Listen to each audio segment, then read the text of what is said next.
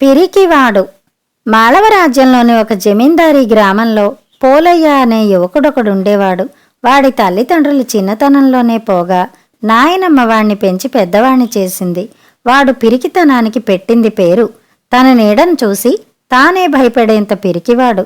ఒకనాడు వాళ్ల ఇంటికి రాత్రివేళ భిక్ష కోసం సన్యాసి ఒకడు వచ్చాడు.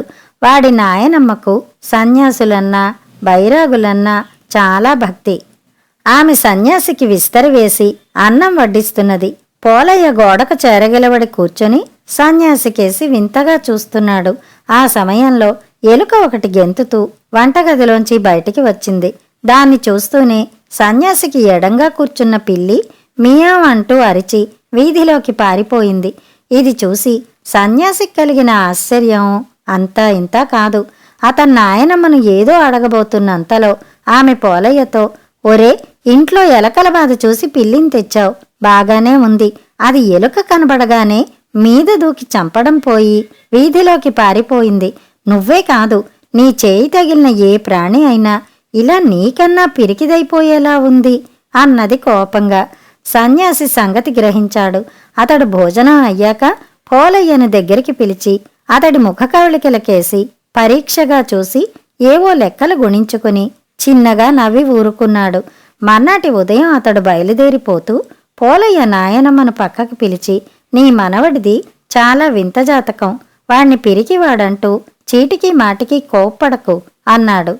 అయ్యా, నన్నేం చేయమంటారు? వాడి పిరికితనం పోయేందుకు మందేమైనా ఉంటే ఇవ్వండి అన్నది పోలయ్య నాయనమ్మ దీనంగా. సన్యాసి ఒక క్షణం ఆలోచించి, వాడి పిరికితనం మందుమాకులతో కుదిరేది కాదు, చెప్పాగా వాడిది వింత జాతకమని. వాడు ఏదో ఒకనాడు పరిస్థితుల ప్రభావం వల్ల తనకు తెలియకుండానే 10 మందికి మేలు కలిగించే ఘనకార్యం చేస్తాడు. ఆనాటితో వాడికి పిరికి పిశాచం పీడ విరగడైపోతుంది అన్నాడు. ఇది జరిగిన తర్వాత ఒకనాడు పోలయ్య జమీందారు గారి భవనం కేసి వెళ్ళాడు.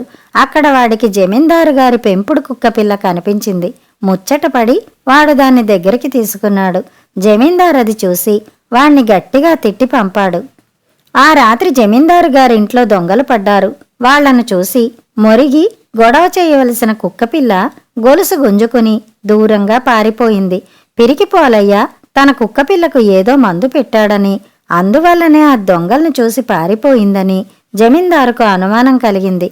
ఆయన పోలయ్య నేరస్తుడంటూ వాణ్ణి పట్టుకుని న్యాయాధికారి దగ్గరకు తీసుకుపోయాడు.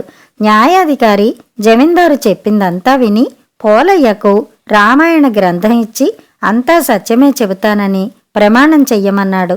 పోలయ్య అలాగే ప్రమాణం చేసి గ్రంథాన్ని న్యాయాధికారికి తిరిగి ఇచ్చే సమయంలో వాడి చెయ్యి న్యాయాధికారి చేతికి తగిలింది.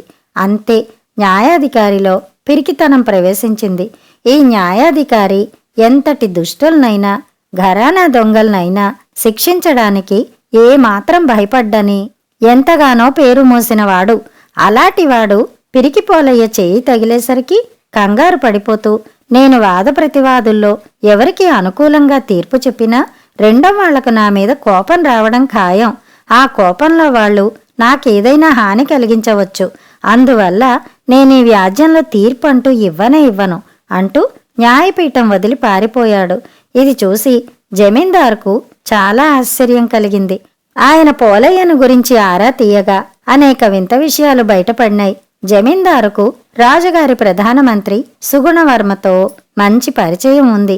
ఆయన రాజధానికి పోయి పిరికి పోలయ్యను గురించిన వివరాలన్నీ మంత్రికి చెప్పాడు.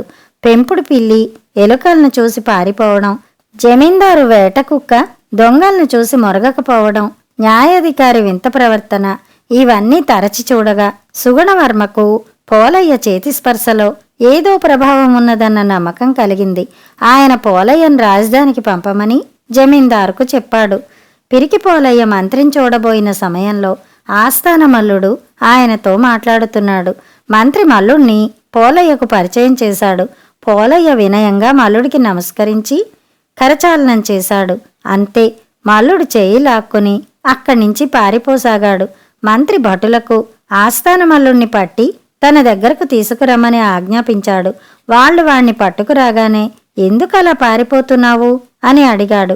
అయ్యా, అదేం నన్ను అడక్కండి, నాకెందుకో భయంగా ఉంది అంటూ ఆస్థానమల్లుడు ఈసారి మరింత వేగంగా పరుగుతీశాడు. మంత్రికి పోలయ్య రహస్యం పూర్తిగా అర్థమైపోయింది. ఆయన అప్పటికప్పుడే వెళ్ళి రాజుకు జరిగిందంతా చెప్పాడు. రాజుకు అంతా అయోమయంగా తోచింది. ఆయన మంత్రితో, వాడెవడో శాపగ్రస్తుడై ఉంటాడు, వాడి స్పర్శతో దేశంలోని వాళ్లంతా పిరికివాళ్లు కాకముందే వాణ్ణి ఉరి తీయించు అన్నాడు కోపంగా. మహారాజా, ఆ పిరికివాణ్ణి ఉరి తీయించేందుకు నాకు కొంచెం వ్యవధి ఇవ్వండి అని మంత్రి రాజుకు చెప్పి పోలయ్యకు అన్ని సౌకర్యాలు ఉన్న ఒక అందమైన భవంతిలో విడిది ఏర్పాటు చేశాడు. 1 నెల గడిచింది. హఠాత్తుగా కళింగరాజు విక్రమసేనుడు మాళవ రాజ్యం మీద యుద్ధం ప్రకటించాడు. మాళవ చిన్న రాజ్యం. బలవంతుడైన విక్రమసేనుడితో యుద్ధం చేయగల శక్తి, సైన్యం దానికి లేదు. విక్రమసేనుడు సైన్యంతో మాళవరాజ్య సరిహద్దుల్లో శిబిరాలు నిర్మించినట్టు మంత్రి సుగుణవర్మకు వార్త అందింది. ఆయన బాగా ఆలోచించి ఒక లేఖ రాసి దాన్ని పోలయ్యకు ఇస్తూ, ఈ లేఖను స్వయంగా నువ్వు విక్రమసేన మహారాజుకు అందించాలి అని హెచ్చరించాడు. 2 భట్లు వెంటరాగా పోలయ్య విక్రమసేనుడి శిబిరానికి పోయి మంత్రి ఇచ్చిన లేఖను ఆయనకు అందించాడు. విక్రమసేనుడు దాన్ని ఏదో సంధిరాయివారంగా భావించి విప్పి చదివాడు. దాని నిండా పరుష వాక్యాలతో కూడిన దూషణలు, తిట్లు ఉన్నాయి. విక్రమసేనుడు పట్టరాని కోపంతో పోలయ్య కేసి కళ్ళెర్రచేసి, ఈ పొగరబోతు తల నరకండి అని సైనికుడొకడికి ఆజ్ఞ ఇచ్చాడు. అది వింటూనే పోలయ్య నిలువెల్లా వణికిపోతూ, మహాప్రభో, ఆ లేఖలో ఏమున్నదో నాకు తెలియదు, మంత్రిగారు ఇవ్వమని చెబితే మీకిచ్చాను అంటూ రాజు విక్రమసేనుడి కాళ్ళు 2 పట్టుకున్నాడు. మహావీరుడైన విక్రమసేనుడు ఆ క్షణం వరకు పిరికితనమంటే ఏమిటో ఎరగడు.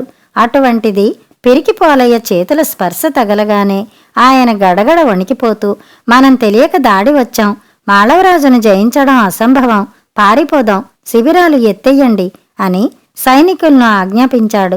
క్షణాల మీద విక్రమసేనుడు, ఆయన సైనికులు తమనెవరో బలవంతుడైన శత్రువు వెంటబడి తరుముతున్నట్టు అక్కడ్నుంచి పారిపోసాగారు.